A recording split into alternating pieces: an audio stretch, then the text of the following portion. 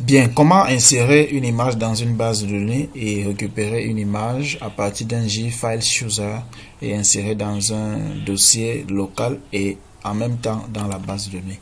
Nous sommes au quatrième jour de notre formation, vidéo numéro 2. Nous devons voir comment gérer les images, c'est-à-dire ajouter dans une base de données et pouvoir consulter. D'accord. Premièrement, ce que nous devons faire, c'est quoi? C'est que on doit modifier notre table élève là. Nous allons modifier la table élève. Nous allons ajouter un autre champ de type blob que nous allons appeler photo par exemple. On va l'appeler photo. C'est ce champ qui va récupérer et stocker les images. On va choisir le type long blob, c'est mieux, long blob. D'accord. Par défaut, c'est nul et on enregistre.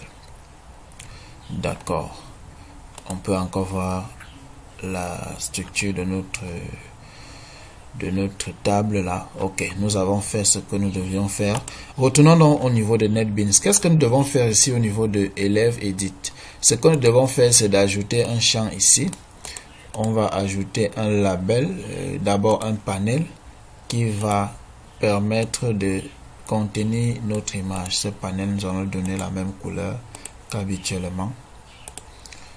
Et là, on va ajouter un label à l'intérieur. C'est ce label qui va contenir l'image si l'image existe. On efface le texte du label. D'accord. Notre label, nous allons donner le nom de la variable img.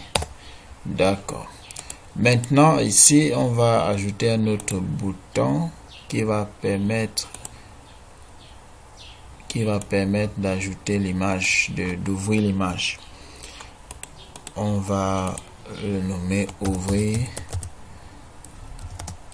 une image ou alors changer l'image. Changer l'image simplement. Et pareil, couleur blanche. On change le fond aussi. On met un fond un peu différent des anciens fonds que nous avons l'habitude d'utiliser. D'accord. Changer aussi la taille si vous voulez. D'accord. Bon, à ce niveau, qu'est-ce qu'il faut faire? Il faut déjà permettre à ce que si l'image existe, qu'elle doit déjà être affichée ici. Il faut que l'image soit déjà affichée là. Qu'est-ce qu'il faut faire? Nous allons rentrer au niveau de notre fonction init élève là. Ici, juste après, qu'est-ce qu'on va faire? On va créer un nouveau un fichier file img élève dans la new file et new file. Bon, déjà par défaut, notre dossier dans lequel nous allons enregistrer nos images, on va l'appeler image et on met le slash. Et ici, chaque image devra comporter le matricule de chaque élève pour que ce soit aussi une image unique. Donc, on va mettre user. N'oubliez pas que notre matricule, c'était le user et que ici, dans notre classe, nous l'avons appelé user v pour dire la variable user. Et on met un plus et on met .jpg. Parce qu'ici, nous allons utiliser uniquement les images JPG. Vous allez comprendre pourquoi j'ai écrit ceci. On va importer Java.io file. D'accord. Dès que nous avons importé comme ceci, qu'est-ce qu'il faut donc faire? Il faut faire un test. Si l'image existe, alors on l'affiche sur le label. If img élève.exist. Si ça existe, alors on va afficher cela sur le label que nous avons nommé img. Set icon new image icon et puis on prend img élève.toString. ToString, c'est mieux ToString, pas ToPath. D'accord. Donc, on va aussi importer image icon simplement. Ça veut tout simplement dire que si l'image existe déjà, cela va s'afficher ici sur notre label. C'est ce qu'il faut faire. Alors, qu'est-ce qu'il faut donc faire pour permettre à ce que cette image puisse exister, pour charger l'image et la remettre dans la base de données? On va créer un JFile Chooser ici. On peut du coup faire un clic droit ici, aller sur Event et sur mouse click Donc, lorsqu'on clique, on va appeler une fonction qu'on va appeler ici charge img. C'est cette fonction là que nous allons définir tout à l'heure. Donc, la même fonction, nous allons la définir ici. Sur notre bouton au clic de la souris, on va l'appeler toujours charge img. Maintenant, allons définir notre fonction qui va permettre de charger l'image. On va dire public void charge img et puis on va définir notre fonction. Qu'est-ce qu'il faut donc faire pour définir cette fonction dans de très bonnes conditions? Il faut déjà invoquer le jFileChooser. On va dire jFileChooser. On va l'appeler chooser qui va recevoir new jFileChooser. J'espère que c'est comme ça qu'on écrit ça. D'accord. Là, on va voir, on essaye d'importer. D'accord, on importe le jFileChooser. Ainsi de suite, qu'est-ce qu'on va dire? Il faut déjà qu'on crée un filtre d'extension. Parce que nous ne voulons pas que l'utilisateur puisse charger n'importe quelle extension. On doit créer un filtre d'extension. C'est pour ça qu'on va créer un objet de type file name, file name extension filter. File name extension filter, on va l'appeler filtre égal à, on va copier, c'est extension, il y a en ici, new, et là dans notre filtre on va mettre image, attention, image JPG, et là on met l'extension JPG uniquement que nous devons accepter. Il faut donc faire l'import. On va importer, c'est fait. On continue avec notre code. Qu'est-ce qu'il faut faire? Maintenant, il faut choisir, il faut configurer le filtre de chooser. On va faire chooser.set file filter. On met le filtre tout simplement. D'accord. Par la suite, qu'est-ce qu'il faut faire? Il faut ouvrir la boîte de dialogue de chooser pour permettre à ce qu'il puisse sélectionner un fichier. On va donc faire chooser.open. C'est ça, pas open. On va faire chooser.show open dialogue. D'accord, c'est ça. Le parent, nous allons mettre 10 comme parent. Chooser.show open dialog 10. D'accord, c'est bon. Nous allons donc continuer. Qu'est-ce qu'il faut faire? Ça, c'est pour permettre à ce que le file chooser puisse s'ouvrir et vous permettre de choisir un fichier. Par la suite, il faut faire des traitements sur le fichier. Qu'est-ce qu'il faut faire? On va créer un nouveau objet de type file. On va l'appeler f qui va recevoir chooser.getSelectedFile simplement. Et par la suite, qu'est-ce qu'il faut faire? Il faut créer un buffered image. Nous allons l'appeler, on va dire buffered image, mon image, qui va recevoir image io point read f. Il va lire le fichier, notre fichier f. On va importer le buffered image. D'accord. Là, il y a un petit problème. Qu'est-ce qu'il nous demande? On va donc mettre un try catch. On va faire surround block with try catch. C'est mieux. D'accord. Quand c'est dans le try catch, c'est encore nettement mieux. Nous allons donc continuer avec notre code. Qu'est-ce qu'il faut faire par la suite? Il faut créer un type, une chaîne de caractères, un string qui va récupérer, n'est-ce pas, le chemin absolu de notre image. Qu'est-ce qu'il faut donc faire? On va dire string file name qui va recevoir f.getAbsolutePath. D'accord. Par la suite, on va, ça c'est notre file name, on va aussi créer un chemin final string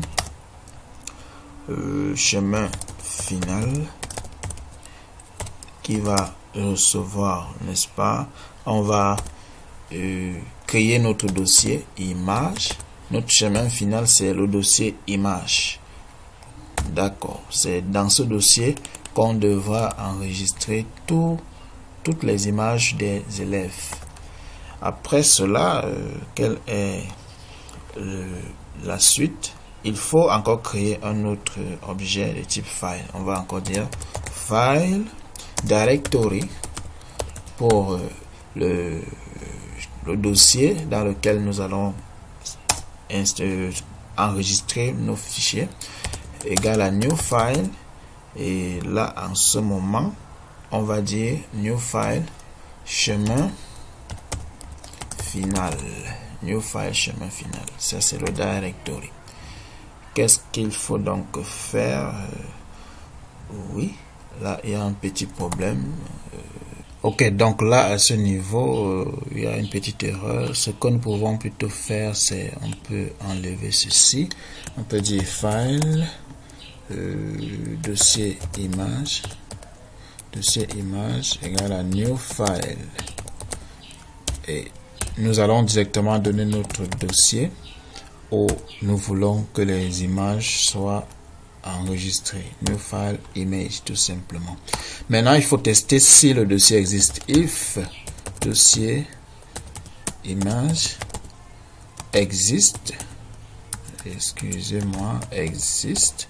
Si ça existe, non, c'est plutôt si ça n'existe pas. Donc, on met un point d'exclamation par derrière. Si ce dossier n'existe pas, alors il faut le créer. Dossier image.mkdir. Il faut le créer, mkdir. Donc, ça, c'est la création du dossier. Création du dossier.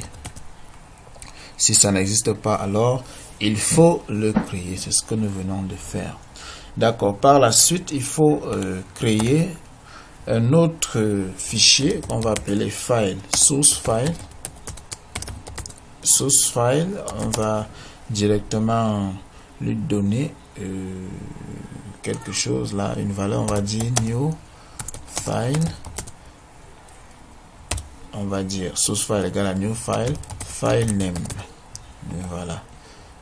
D'accord. Maintenant, on va encore créer destination,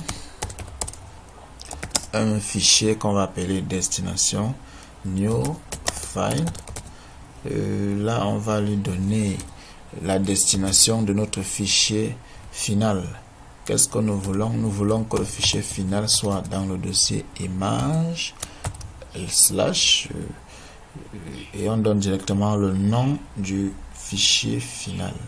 Dossier image, ça doit avoir le nom, le matricule de l'élève, user v, et ça doit avoir l'extension JPG, tout simplement.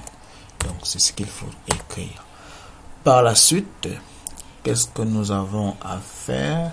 Il faut directement faire l'insertion. On n'a pas besoin, nous n'aurons plus besoin de tester si l'image est un JPG ou pas. On fait directement l'insertion. L'insertion de l'image. Pour l'insertion de l'image, il faut faire le files.copy. On va prendre le chemin initial, donc ce sera source file.topath et le chemin final, ce sera destination destination topath aussi. Ces options, nous n'avons pas besoin de ces options là. On va mettre un point virgule. Alors, si le fichier a été enregistré avec succès, qu'est-ce qu'il faut donc faire? Il faut que notre label là qui était ici puisse recevoir l'image que nous venons de copier. img.set icon new icon image, new icon image, ce sera quoi? Ce sera notre fichier, donc f to string. D'accord. Nous allons importer, attention, new icon image. Il y a un tout petit problème là. C'est pas icon image, c'est image icon plutôt. C'est mieux. image icon. D'accord. Donc c'est ce qu'il faut faire. Par la suite ici, il va falloir que nous appelons la fonction que nous allons créer dans la table élève, dans la classe élève, qui va permettre, n'est-ce pas, d'enregistrer ce même fichier dans la base de données. Donc, appel de la fonction d'enregistrement dans la BD. D'accord. Pour le faire, donc, il faut directement qu'on aille dans notre table élève pour créer cette fameuse fonction qui nous permettra d'enregistrer une image dans la base de données. Nous allons donc directement créer cette fonction ici avant ajouter. On va l'appeler, ce sera une fonction publique, on va l'appeler insert image. D'accord. La fonction qui va permettre d'insérer l'image ne va prendre aucun paramètre, mais qu'est-ce qu'il faut faire à l'intérieur? On va aussi créer un objet de type file. File, on va l'appeler file si on veut, égal à new file. Il faut prendre ce fichier là que nous avons enregistré, new file image, et là ça va prendre user.jpg. D'accord. Vous allez me poser la question, nous allons d'abord faire l'importation.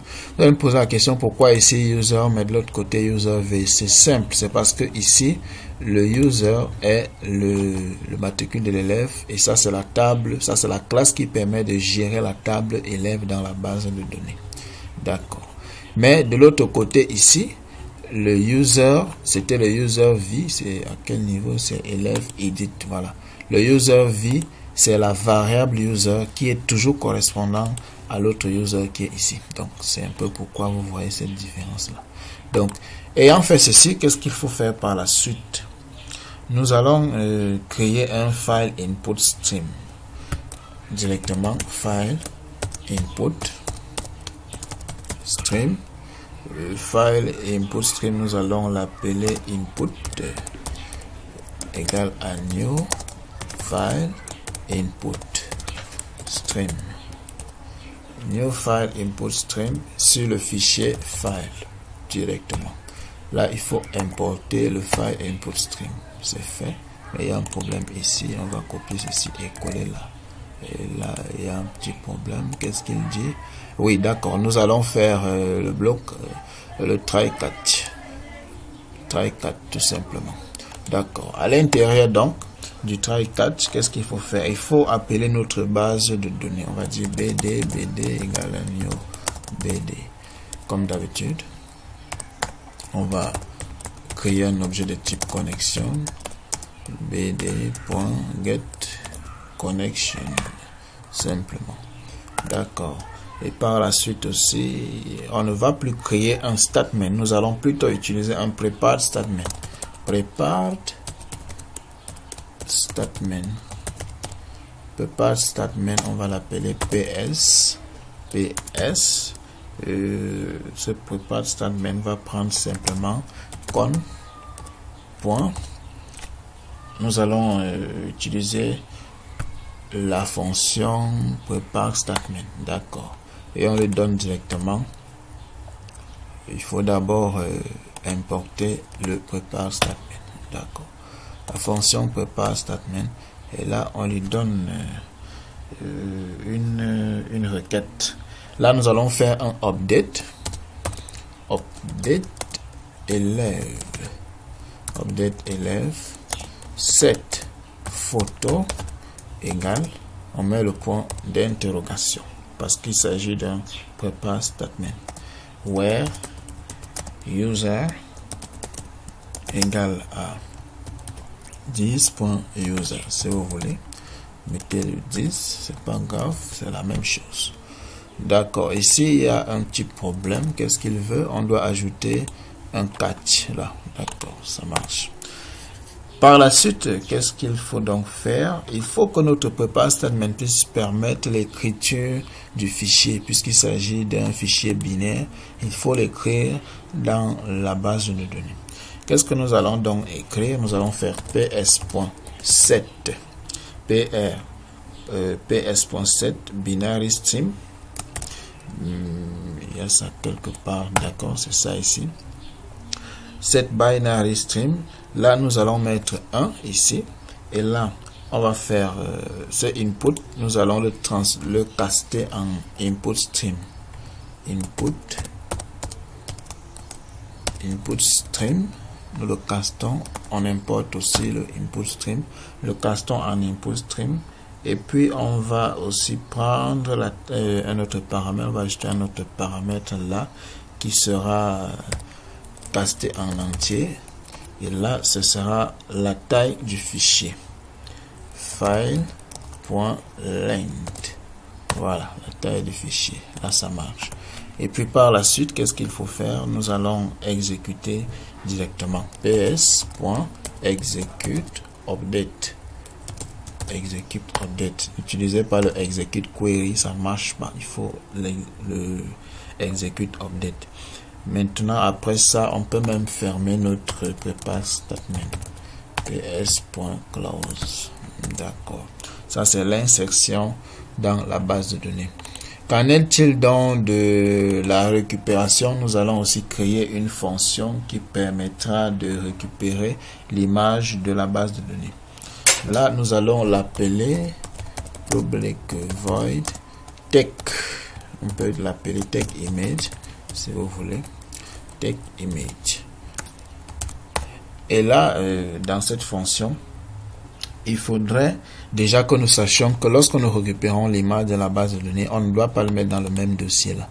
Nous allons créer un autre dossier que nous allons appeler image BD. Nous allons le faire un peu plus tard, ou bien si vous voulez, on peut directement le faire ici. On va faire file, file égale new, on peut l'appeler dossier BD, dossier des images qui viennent de la BD, new file. Au lieu de image, on va dire image avec un tiret de 8, on met BD. D'accord. Voilà. Et puis on fait encore un if dossier bd.exist et là on met la négation ici, ça veut dire si ça n'existe pas. On va dire dossier bd.mkdir, on crée le dossier. Ça c'est la création du dossier dans lequel nous allons insérer notre image. On va encore appeler notre base de données new bd. Attention, il y a un petit problème ici, c'est ceci. New bd. À ce niveau, on va continuer. Qu'est-ce qu'il faut faire maintenant? Il faut encore appeler notre objet de type connexion égal à bd.getConnection. D'accord. Maintenant, par la suite, on crée un statement. Il ne s'agit plus d'un prepare statement stm égal à con.create statement. Là, il faut mettre un try catch comme d'habitude. Par la suite, qu'est-ce qu'il faut faire là? Nous allons dire ceci. On va créer un result set. Result set rs qui va recevoir stm.execute query. Qu'est-ce qu'il faut mettre dans notre requête? On va, n'est-ce pas, récupérer la photo. Select photo form. Attention, form élève where user égale à user. Attention, user égale à user. Désolé. Voilà. On doit récupérer la photo de l'élève dont le nom d'utilisateur est ceci ou alors le matricule est ceci. C'est ce que nous appelons le matricule user. Maintenant, il faut tester est-ce que ça existe. If rs.next, si ça existe, nous allons encore le replacer avant le résultat. C'est donc avant le premier élément, on va le replacer. Si ça existe, on fait rs.beforefirst. Après avoir fait before first, il faut créer un entier qu'on va initialiser à 0. N'oubliez pas que nous allons lire des int i qui va recevoir 0. D'accord, ça c'est notre entier. Et par la suite, qu'est-ce qu'il faut donc faire? Il faut une boucle while rs.next. Tant que nous parcourons le résultat, il faut récupérer le contenu binaire et inscrire dans ce dossier. On va créer un objet de type input stream que nous allons appeler input égale à, n'est-ce pas, rs.get. Qu'est-ce qu'il faut récupérer? Il faut récupérer le stream binaire, get binary stream, et là on lui donne 1 à l'intérieur. D'accord, maintenant on va créer un output stream que nous allons aussi appeler output. Attention, il y a ici, c'est mieux d'écrire ça comme ça. Output stream output égale à new. On va faire new file output stream. Et là, il faut encore à l'intérieur de lui donner un nouveau fichier, new file. Et ce fichier, ce sera dans le dossier image BD.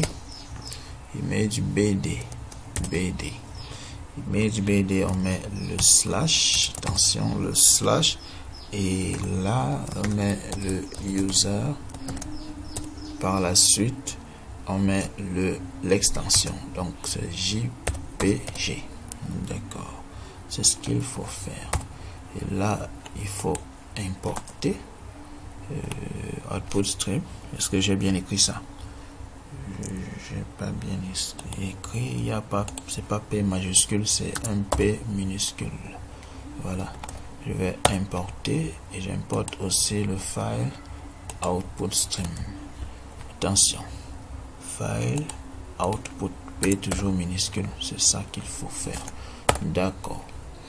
Et là il dit encore qu'il y a un petit problème, il faut ajouter encore un catch. D'accord, ça marche.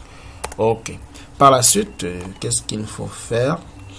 Il faut encore utiliser, déjà il y a le i là qu'il faut incrémenter, on va faire i++. D'accord. Par la suite, il faut encore une autre variable qu'on peut dire int b, on l'initialise à 0. C'est lui qui va nous permettre de lire à partir du input pour réécrire à partir du output. Donc il faut encore une boucle. Nous allons dire while b, on va écrire b qui va recevoir input. Attention, c'est pas input là-bas que j'ai écrit. Input point, on va lire point read tant qu'il va faire la lecture et tant que ce sera supérieur. Attention, je vais chercher le clavier visuel parce que j'ai un problème là sur mon clavier. Tant qu'il sera supérieur, il faut écrire supérieur ici. Si vous avez un bon clavier, supérieur à -1. Tant qu'il est supérieur à -1, qu'est-ce qu'il faut faire? Il faut, il y a un petit problème ici. D'accord, on va le faire après. C'est une exception qu'on va faire. On va faire output.write b, tout simplement. D'accord. Et là après on va faire on va fermer le output.close et on ferme aussi le input.close. D'accord, mais là il faut d'abord mettre une exception, catch. Voilà, et là ça marche. Je crois que là c'est très bien, c'est bien fait. On va tester pour voir si ça marche. Retournons donc au niveau de notre notre projet là. On va lancer pour voir si on peut déjà insérer une image. Attention. Revenons d'abord dans G. Vous voyez bien que notre projet là, il n'a pas de dossier image ou alors image BD. Nous allons revoir ce dossier par la suite pour voir si ces dossiers vont s'ouvrir. Donc, on lance le projet, on se connecte, on part sur lister les élèves, on agrandit si on veut, on va changer, ajoutons même déjà d'abord un élève, ajoutons un élève, on va l'appeler comme ceci, parce que c'est l'image là qui va, d'accord, attention, c'est le matricule H23. On va appeler le matricule H23. Il faudra donc que notre image ait le nom H23.jpg. Ici, le nom c'est ceci. D'accord. Et le prénom, voilà. La date de naissance 02/02/2000. C'est juste un test. Le lieu de naissance, c'est juste un test toujours. Le téléphone, on va mettre n'importe quoi. Nous sommes en train de tester. La classe, bon, on va écrire aussi n'importe quoi là, hein, c'est pas grave. Non, et on ajoute, ajouter avec succès. On part donc dans la liste des élèves, le H23, celui-ci. Nous cliquons sur Edit et vous voyez bien que cette fenêtre est ouverte. Et là, si on clique ici, il y a une fenêtre qui apparaît qui nous permet de choisir une image. Si on veut, on clique ici, c'est la même chose. Nous allons changer le curseur ici.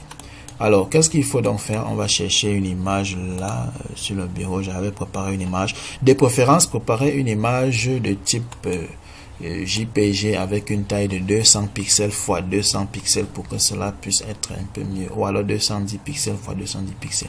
Donc, desktop, image de test. On va choisir cette image. D'accord. Vous voyez bien que l'image a été chargée ici dans de très bonnes conditions. Qu'est-ce qu'il faut donc faire? Allons voir dans la base de données s'il y a eu. Regardons d'abord notre. Je pense qu'il y a eu un petit problème là. On a eu un problème. Notre base de données déjà. Allons voir si nous avons l'image qui a été chargée à l'intérieur de la photo. Parcourir. Photo. Il y a eu un problème. Donc, nous avons un problème au niveau de la photo. Nous n'avons pas chargé l'image. Qu'est-ce qu'il faut faire en ce moment? D'accord. Essayons donc de retourner au niveau de notre fonction là.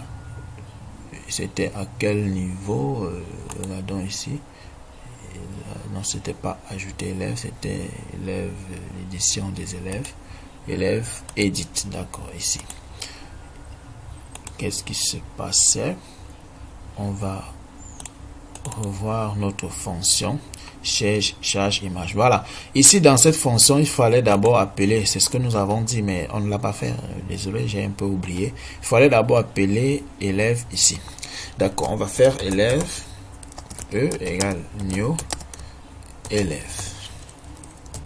On lui donne le matricule user v, tout simplement. Et on va donc charger dans la base de données élève.insert image, simplement. D'accord. Et allons d'abord voir notre dossier. Vous voyez qu'il y a déjà le dossier image qui a été créé et l'image est bien dans le dossier. On va donc supprimer ce dossier pour recommencer à 0. On lance et on va lister les élèves. On va modifier cet élève-ci. On clique là. Et là, modifier l'image. On choisit bureau. Bureau, donc desktop, image test. Ça dépend de là où votre image se trouve. D'accord, l'image a été chargée. On part donc dans la base de données pour voir. Voilà, vous voyez bien, l'image a été chargée. Blob de 25,4. L'image a été effectivement chargée dans la base de données. D'accord. Donc ça marche nickel. Ça marche franchement très bien. Qu'est-ce qu'il faut donc faire par la suite? Nous devons tester la récupération de l'image de la base de données pour l'autre dossier. Comment le faire? On va, si on veut, on peut ajouter un autre bouton ici. On peut dire, c'est juste un test, hein. On va dire récupérer l'image. récupérer image. On veut récupérer l'image de la base de données. On n'a pas besoin de personnaliser ce bouton. C'est pas grave. Si vous voulez, vous le personnalisez là-bas comme vous voulez. Alors, pour récupérer l'image de la base de données, c'est simple. On va créer, on va dire élève, qui reçoit new élève. Et on va lui donner le matricule, c'était user v toujours. Voilà. D'accord. Maintenant, on va dire tech, c'était tech image. D'accord, tech image. Il faudrait donc que cette fonction puisse nous créer un nouveau dossier qu'on va appeler image BD et effectivement insérer cette image à l'intérieur. Allons donc voir. On va relancer notre projet, notre application, lister les élèves. On va, d'accord, on clique sur récupérer l'image. Il y a eu une erreur, chemin spécifié et introuvable, image BD introuvable. D'accord, allons donc d'abord voir si notre, vous voyez, image BD a été créée, oui, mais nous n'avons pas pu inscrire l'image à l'intérieur. Essayons donc de voir la source de l'erreur. Oui, là nous avons une erreur, on dit le chemin d'accès spécifié introuvable. Ça veut dire qu'il y a eu un problème là quelque part. Nous allons retourner sur notre fichier élève là. Qu'est-ce qu'on a eu comme erreur là? File. D'accord, ici il y a image avec S, mais là nous avons pas mis S, donc on met S et on revoit. On va recompiler le programme à 0, on recompile. New, et puis lister les élèves, ainsi de suite. Edit, récupérer l'image. Et là, on peut voir si dans le dossier nous avons, voilà, vous voyez, effectivement, notre image est là, donc ça marche nickel.